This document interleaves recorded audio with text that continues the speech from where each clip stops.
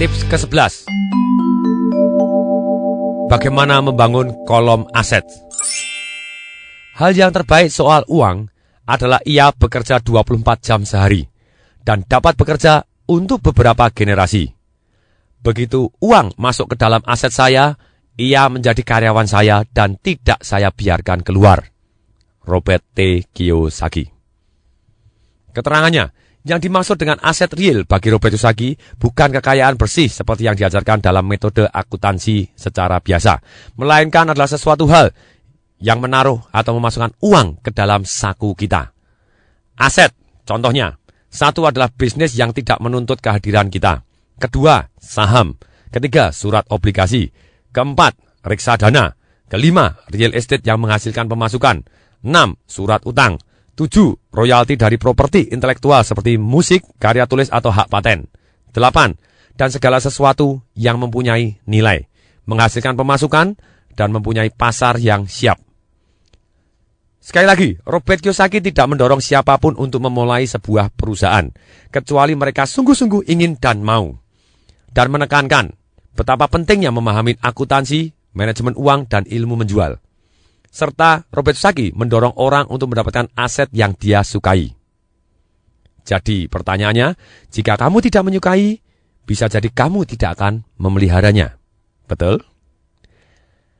Rintangan dalam memiliki bisnis, 80% dari semua usaha yang didirikan mati di tahun pertama. Sisanya yang 20% yang hidup di tahun pertama tadi, 80%-nya mati di 4 tahun berikutnya. Jadi, dalam 5 tahun pertama, hanya tinggal 4% yang hidup. Robert Kiyosaki tidak merekomendasikan Anda untuk mempunyai bisnis sendiri, kecuali hanya jika Anda sungguh-sungguh mempunyai hasrat untuk mempunyai perusahaan sendiri. Yang dimaksudkan Robert Kiyosaki untuk urus dan jalankan bisnis Anda sendiri adalah membangun dan menjaga kolom aset Anda agar tetap kokoh. Teruskan pekerjaan harian Anda. Jadilah karyawan yang bekerja keras dan bagus. Tapi teruslah membangun kolom aset tersebut sesuai dengan contoh aset-aset di atas, bukan hanya bisnis sendiri saja. Masih ada yang lain, saham, reksadana, real estate yang menguntungkan, royalti, kemudian ceritanya Anda mempunyai bisnis yang jalan ataupun apapun yang menghasilkan uang tanpa Anda harus terlibat.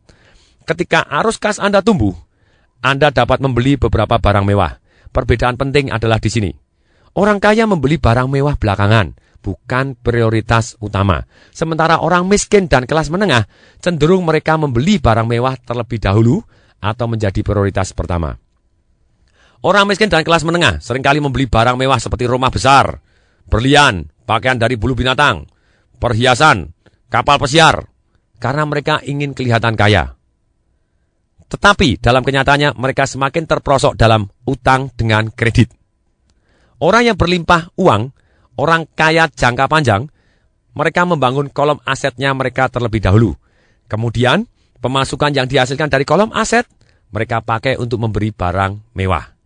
Sedangkan orang miskin dan kelas menengah, mereka membeli barang mewah terlebih dahulu dengan keringat dan darah mereka sendiri, bahkan dengan warisan-warisan yang harusnya diberikan untuk anak-anak mereka. Saran saya, marilah kita membangun kolom aset kita mulai sekarang.